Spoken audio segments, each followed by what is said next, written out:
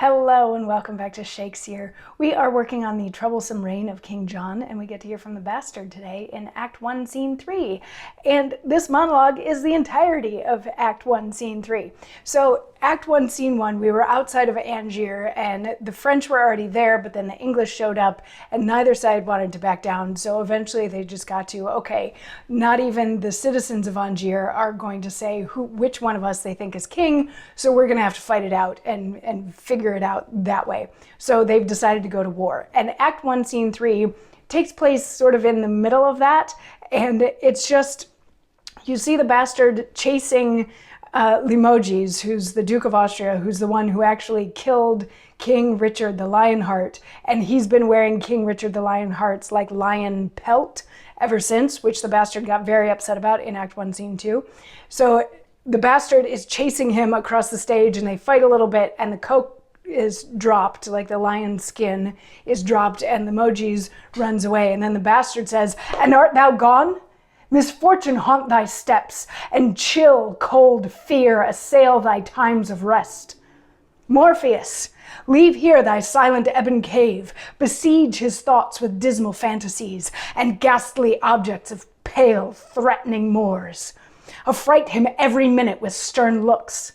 Let shadow temper terror in his thoughts, and let the terror make the coward mad. And in his madness, let him fear pursuit, and so in frenzy, let the peasant die. Here is the ransom that allays his rage, the first freehold that Richard left his son, with which I shall surprise his living foes, as Hector's statue did the fainting Greeks." And that's the end of the scene. Like, he presumably runs off then.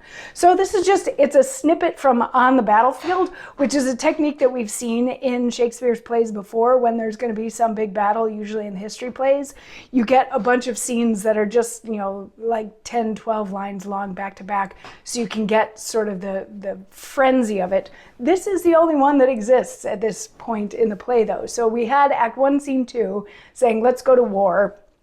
We get to see this little snippet that is Act 1, Scene 3, and then we move on to Act 1, Scene 4, which takes us back to Angier, but we'll get there tomorrow. So this is just more insight into the bastard and how he's really leaning into this fact that he is Richard the Lionheart's son. You know, he had that monologue in Act 1, Scene 2, where he was so angry at Limoges for wearing this lion's cloak, cape, pelt, whatever you want to call it. And he's taken it to the point where now Limoges is his sole focus in this battle. He just wants to get Limoges. So he chases him and he fights him, and Limoges drops the cloak and then runs off, and he screams after him and calls upon the gods to terrorize Limoges for the rest of his life, you know, to make him afraid of everything, make him afraid of shadows, to the point where his fear should drive him mad, and then that will hopefully lead to his death. So basically he's saying, you know, gods and nature scare Limoges to death for what he did for killing my father. And towards the end of the monologue, he unsheathes his sword, he draws his sword, and he's like, this is it, this is what is coming for Limoges. I'm gonna use my sword on him, and because he killed my father, and, you know, I'm going to surprise all the people, blah, blah, blah. It's going to be terror, yada, yada.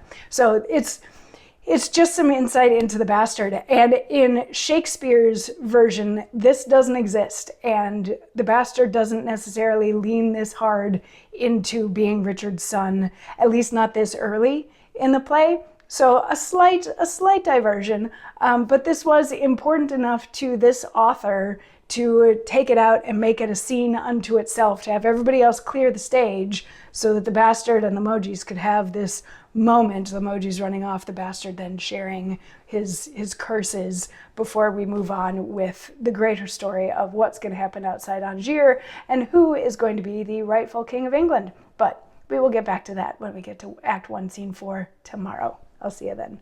Mwah.